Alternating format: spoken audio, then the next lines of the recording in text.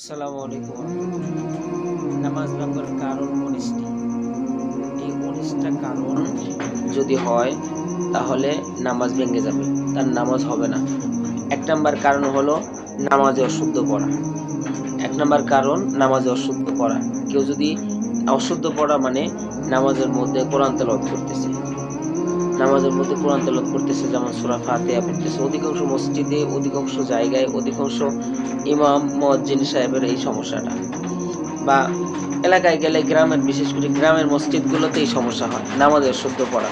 যেমন দেখেন, যদি উদাহরণ দিই, এত সূক্ষ্ম সূক্ষ্ম বিষয় তারা ভুল করে, তারা নিজেরাও অবগত না। 40 বছর ধরে, 60 বছর ধরে নামাজ পড়ে, তাদের নামাজে অশুদ্ধ পড়া।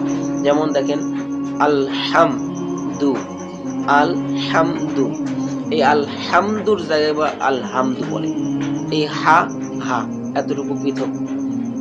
এই যে হায়ের জায়গায় 2 নম্বর মাখরাজ হলকের মধ্যখান হইতে হামদু, হামদু, সে পরে হামদু, আলহামদু লিল্লাহি রব্বিল, হে রব্বিল আলামিন, আইনে একটা টান আছে, এরা হামজা টান দেয়, আলামিন। তো এই যে এইরকম ভুলগুলো, এরকম সূরা ফাতিহার মধ্যেই কমসে কম অনেকগুলো ভুল হয়। এই যে আইনের জায়গায় যে হামজা পড়লো, হায়ের জায়গায় যে হা পড়লো, এটা হলো ভুল, এটা হলো অশুদ্ধ পড়া। এত সূক্ষ্ম বিষয়, কিন্তু তারা 40 বছর, 30 বছর, 20 বছর ধরে নামাজ পড়তেছে, কিন্তু তারা সহি করে না। তাহলে এটা 1 নাম্বার, নামাজে অশুদ্ধ পড়া। এটা সহি করে নিতে হবে, তাহলে আমাদের কোরআনটা শিখতে হবে। বোঝা গেল। 2 নাম্বার, নামাজের ভিতরে কথা বলা। অনেক সময় এমন হয় যে পাশের মানুষ কথা বলতেছে, সে নামাজের মধ্যে বুঝে না, ছোট বাচ্চা মসজিদে আসছে, কথা বলা শুরু করছে, সে কইতেছে, "এই চুপ থাকো, চুপ থাকো।" এরকমও হয় যে এক নানা বা দাদা নামাজ পড়তে আসছে, নাতি নিয়ে আসছে, নাতি তো আর বুঝে না, নাতি জিজ্ঞেস করতেছে যে, "নানা বাড়িতে যাইবা না?" তখন বলতেছে, "আগে নামাজ পড়ে লই, আগে নামাজ পড়ে লই।" এমন কথা বলে কিন্তু। এইজন্য এই কথা বললেই, নামাজের ভিতরে কথা বললেই নামাজ ভেঙে যাবে। 3 নাম্বার, কোনো লোককে সালাম দেওয়া। যেমন নামাজ পড়তেছেন, সামনে দিয়ে কেউ গেল, তো অনেক সময় বেশি বেশি সালাম দেওয়ার কারণে মুখ দিয়ে বলে আসসালামু আলাইকুম, এই সালাম দেওয়া যাবে না। না, চিন্তা করলো যে সালাম তো আরবি ভাষা, কেউ যদি চিন্তা করে সালাম তো আরবি ভাষা, তাহলে আমি সালাম দেই, এরকম মনে করে কেউ যদি সালাম দেয়, নামাজের ভিতরে সালাম দিলে নামাজ ভেঙে যাবে। 2 নাম্বার, সালামের উত্তর দেওয়া। যেমন মসজিদের মধ্যে নামাজ পড়তেছেন বা যে কোনো কাজ করতেছেন, এমন অবস্থায় হয়েছে কি, কেউ সালাম দিছে অন্য কাউকে, কিন্তু আপনি পড়তে পড়তে মানে এশক মোহাব্বতের কারণে বা যে কোনো কারণে আপনার কানে আসছে, আপনি সালামের উত্তর দিয়ে ফেলছেন। তো উত্তর দিলে কি হবে? নামাজ ভেঙে যাবে। চিন্তা করতে পারে আরবি ভাষা, তো বলেই ফেলি না। তারপরে 5 নাম্বার, উহ আহ শব্দ করা।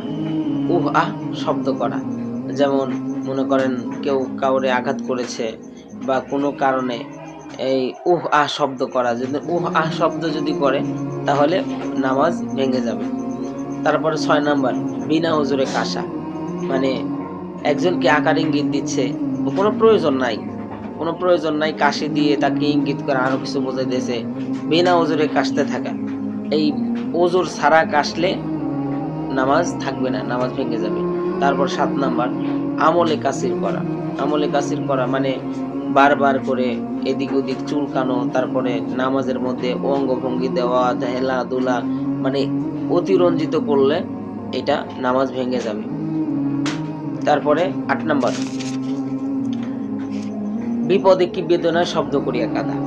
এখন আপনার মনে করেন খুব মুসিবত, খুব সমস্যা, এখন খুব বিপদে পড়ে গেছেন, এর কারণে বিপদ বেদনার কারণে শব্দ করিয়া কাঁদতেছেন। এমনিতেই বিপদ বা মুসিবতের কারণ হতে পারে, যেমন সন্তানাদি, পিতামাতা, আপনজন মারা গেছে, ওই অবস্থায় তো এখন সেই দিন তো নামাজ আছে। এমন অবস্থা বা কিছু হারিয়ে গেছে বা সন্তান অসুস্থ হয়ে গেছে, কোনো সমস্যার কারণে বিপদে বেদনা বা কোনো জায়গায় আঘাতজনিত ব্যথার কারণে চোখ দিয়ে পানি পড়তেছে, এটা ভিন্ন বিষয়। কিন্তু সে জোরে জোরে কান্নাকাটি করতেছে, সে জোরে জোরে কান্নাকাটি করতেছে, শব্দ করিয়া কাঁদতেছে। যদি শব্দ করিয়া কান্নাকাটি করে, তাহলে নামাজ থাকবে না। 9 নম্বর, 3 তাসবিহ পরিমাণ সতর খুলিয়া থাকা। 3 তাসবিহ পরিমাণ সতর খুলিয়া থাকা। নামাজ পড়তে গেছে, তার কাপড় ঠিক নাই, সে কি করে, যদি হাঁটুর উপর কাপড় উঠায়, যেমন নারীদের পোশাক হলো একেবারে অঙ্গ থেকে, একেবারে পায়ের গোড়ালি থেকে, পায়ের পাতা থেকে নিয়ে মাথার চুল পর্যন্ত পুরোটাই ঢাকতে হবে। এটা হলো শুধু নামাজের সময় না, সম্পূর্ণ পর্দা, এটা সতর। আর পুরুষদের ক্ষেত্রে সতর হলো নাভি থেকে নিয়ে পায়ের টাকনো পর্যন্ত, টাকনোর আগ পর্যন্ত, এটা হলো পুরুষদের সতর আর কি। তো কমপক্ষে 3 তাসবি পরিমাণ সতর খুলিয়া থাকা। এখানে কথা হলো 3 তাসবি পরিমাণ সতর খুলিয়া থাকা। এখানে কথা হলো এমন ভাবে সে সতর বা করছে, ঢাকছে, তার নামাজ পড়তে কষ্ট হইতেছে, তারপরে ইত্যাদি বুঝে নিত। তারপর 10 নম্বর, মুক্তাদি ব্যতীত অপর ব্যক্তির লোকমা নেওয়া। মনে করেন নামাজ পড়তেছেন, নামাজ পড়াইতেছেন, পড়াতে ভুল করে ফেলছেন বা কোনো একটা জায়গায় ভুল হইতেছে, তো আপনি পিছন থেকে একজন লোকমা দিবে, সই শুদ্ধ করে নিবে। কিন্তু যে নামাজ পড়তেছে না, সে রাস্তা দিয়ে যাইতেছে বা কোনো জায়গায় দাঁড়া আছে, আপনাকে শিখিয়ে দিচ্ছে, আপনি এই লোকমাটা ভুলটা সংশোধন করে নিচ্ছেন। যদি নামাজি ব্যক্তি ছাড়া মুক্তাদি তাকে বলে যে আপনার পিছনে নামাজ পড়তেছে, তাদেরকে বলে। তো এই মুক্তাদি ব্যতীত অন্য মানুষের যদি আপনি লোকমা নেন, সংশোধন করে নেন, তাহলে আপনার নামাজ ভেঙে যাবে। তারপরে 11 নম্বর, সুসংবাদ বা দুঃসংবাদের উত্তর দেওয়া। সুসংবাদ বা দুঃসংবাদের উত্তর দেওয়া, যেমন সুসংবাদ আসলো, আলহামদুলিল্লাহ বললেন, বা কেউ মারা গেল, বললেন ইন্না লিল্লাহি ওয়া ইন্না ইলাইহি রাজিউন। নামাজের মধ্যেই এগুলো বলতেছেন। সুসংবাদ আসলো আলহামদুলিল্লাহ, দুঃসংবাদ আসছে ইন্না লিল্লাহি ওয়া ইন্না ইলাইহি রাজিউন, এরকম করতেছেন বা অন্য কিছু উত্তর দিচ্ছেন। এরকম উত্তর দেওয়া নেওয়া, এরকম উত্তর দেওয়া দিলে নামাজ ভেঙে যাবে। 12 নম্বর, নাপাক জায়গায় সেজদা করা। 12 নম্বর, নাপাক জায়গায় সেজদা করা। যেখানে আপনি সেজদা করতেছেন, এই জায়গাটা পবিত্র থাকতে হবে, ওই মাটিটা পবিত্র থাকতে হবে, জায়গা নামাজটা পবিত্র থাকতে হবে। যদি পবিত্র না থাকে, তাহলে এখানে নাপাক জায়গায় সেজদা করলে কি হয়ে যাবে? নামাজ ভেঙে যাবে। তারপর 13 নম্বর, কিবলা দিক হইতে সিনা ঘুরিয়ে যাওয়া। এখন নামাজ পড়তেছেন, মনে করেন এইভাবে নামাজ পড়তেছেন, পড়তে এদিকে একটু তাকাইছেন, এদিকে একটু তাকাইছেন, নামাজ হবে। কিন্তু যখন আপনি এই রকমের সিনাটা যখন ঘুরায় ফেলবেন, তখন নামাজ কি হয়ে যাবে? ভেঙে যাবে। তারপরে 14 নম্বর, নামাজে কোরআন শরীফ দেখিয়ে পড়া। নামাজ পড়তেছে, নামাজ পড়তে কোরআন শরীফ খুলে ফেলছে। এটা হলো নামাজ ভাঙে। কারণ 19টার মধ্যে প্রথম, এখন বলতে পারেন যে বিদেশে পড়ে, বিদেশের হিসাব, বিদেশের কাছে হেয়ার হিসাব, কিন্তু এখানে আছে যে নামাজ ভাঙা 19টি প্রথম শর্ত হলো নামাজে অশুদ্ধ পড়া। নামাজে অশুদ্ধ পড়তে শুরু করেন এই পর্যন্ত। নামাজে যদি কেউ কোরআন শরীফ দেখিয়ে পড়ে, তাহলে নামাজ থাকবে না, নামাজ ভেঙে যাবে। তারপর 15 নম্বর, নামাজে শব্দ করিয়া হাসা। নামাজে শব্দ করিয়া হাসা। নামাজ পড়তেছে, কোনো কারণে কথা বলতে শব্দ করিয়া হাসছে, শব্দ করিয়া হেসে ফেলতেছে, হাসতেছে, তাহলে নামাজে শব্দ করিয়া হাসলে নামাজ ভেঙে যাবে। তারপরে 16 নম্বর, নামাজে সাংসারিক কোনো বিষয় প্রার্থনা করা। মানে নামাজ পড়তেছে, সংসারের কোনো বিষয় একটা আসছে, নামাজ পড়তেছে, আবার আল্লাহর কাছে প্রার্থনা করতেছে যে আল্লাহ এরকম প্রার্থনা করা। নামাজের সাংসারিক কোনো বিষয় প্রার্থনা করা, চিন্তা করা, ফিকির করা আসতে পারে, বারবার সরাই দিবেন। কিন্তু একেবারে ওর মধ্যে ঢুকে প্রার্থনা শুরু করে ফেলছেন, তাহলে নামাজ থাকবে না, ভেঙে যাবে। তারপর 17 নম্বর, হাসির উত্তর দেওয়া। কেউ হাসি দিছে, দেওয়ার পর আলহামদুলিল্লাহ বলছে, বা ও হাসি দিয়ে ফেলছে, হাসি দেওয়ার পরে বলে আলহামদুলিল্লাহ, এরকম উত্তর দেওয়া। এই হাসির উত্তর দেওয়া যদি দেয় কেউ, তাহলে নামাজ থাকবে না। তারপর 18 নম্বর, নামাজে খাওয়া ও পান করা। নামাজে খাওয়া ও পান করা, এই নামাজের মধ্যে খাওয়া পান করা, যদি কেউ খায় তাহলে, বা পান করে, পানি তরল জিনিস সেটা পান করে, আর খাওয়া মৃত্যু, এই খাওয়া পান করে দুটোটাই যদি কেউ করে, বা একটা করে, খায় পান করে নাই, তাহলেও নামাজ থাকবে না।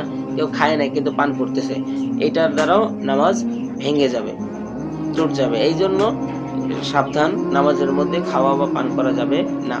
তারপরে 19 নম্বর, ইমামের আগে মুক্তাদি দাঁড়ানো। তো এমন হয় না যে ইমাম দাঁড়ায় নাই এখনো, শুধু আল্লাহু আকবার বলছে, ও সালাকের সাথে বলছে কি ইমাম কি বলবে, ইমামের সাথে আগে, তারপর ইমামের আগে সালাম ফেরায়, ইমামের আগে দাঁড়ায়, ইমামের আগে মানে সবকিছু করে, সেজদা থেকে উঠতে পারতেছে না বেচারা, বা কোনো একটা সমস্যার কারণে, বা এরকম আল্লাহু আকবার বলছে, ও সামনে দাঁড়ায় গেছে, মানে আগে দাঁড়ায় গেছে। এই ইমামের আগে কিছু করলে, যদি মুক্তাদি এই কাজগুলো করে, তাহলে নামাজ ভেঙে যাবে, চলবে না। এই জন্য যেটুকু কথা বললাম, এই 19টা হলো নামাজ ভাঙার কারণ 19টি। এই ছাড়া দ্বিতীয় কোনো কারণ নাই যে নামাজ ভাঙ্গা। এই 19টার দিকে খেয়াল যদি কেউ করে তাহলে তার নামাজের মধ্যে খুশু আসবে, সে নামাজটাও সহি হবে, আর নামাজ তাকে গুনাহ থেকে ফারেক করবে। এই জন্য এই কথাগুলো অনেক গুরুত্বপূর্ণ ছিল, অনেক আপনজনরা জানে না। তো যার কাছে ভিডিওটা যাবে, যাদের কাছে ভিডিওটা যাবে, আপনারা যদি ফেসবুক থেকে দেখেন তাহলে শেয়ার করে দিবেন, শেয়ার করে টাইমলাইনে রেখে দিবেন। মাঝে মধ্যে আপনারা তেমন বক্তব্য যাইতে পারেন না, ভিডিওটা দেখলে বুঝতে পারবেন। আর যদি ইউটিউব থেকে দেখেন তাহলে তো দেখলেনই, সাবস্ক্রাইব করে দেখেন।